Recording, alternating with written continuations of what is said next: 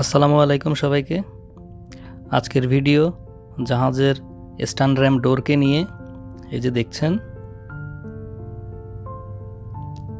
এই ডোরটি হলো stand ramp ডোর।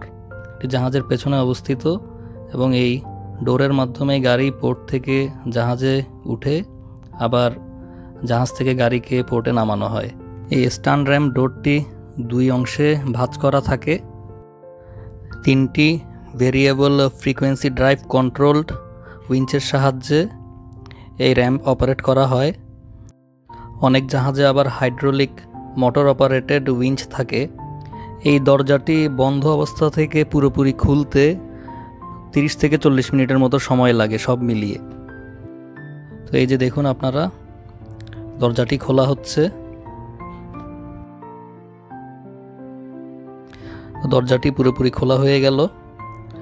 লম্বায় দরজাটি 40 মিটার বা 130 ফিট, প্রায় 15-16 তলা বিল্ডিংয়ের সমান হবে। তো বুঝতেই পারছেন, বিশাল দরজা। আর এই দরজাটির ওজন 208 টন, আর কেজিতে বললে 2,08,000 কেজি। এই যে দেখুন, এখন গাড়ি নামানো হচ্ছে। আমরা ইউরোপ থেকে গাড়ি নিয়ে এসেছি, এখন আমেরিকার স্যান ডিয়েগোতে গাড়ি নামছে। এই পোর্টে আমরা 1200 গাড়ি নামানোর প্ল্যান রয়েছে। তো ইউরোপিয়ান খুব ভালো ভালো ব্র্যান্ড যেগুলো রয়েছে মোটামুটি সবই নেওয়া হয়েছে। Audi, Porsche, Mercedes, BMW, Rolls Royce এবং আরও অন্যান্য। এভাবে গাড়ি নামানোর জন্য কার ক্যারিয়ার শিপে মোট 2টি দরজা থাকে।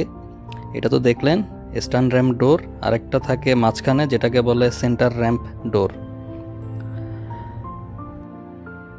আপনারা যারা আমার ভিডিও নিয়মিত দেখেন, আপনারা অবশ্যই জানেন যে এই জাহাজটির ক্যাপাসিটি হচ্ছে 7,000, একসাথে 7,000 গাড়ি বহন করতে সক্ষম।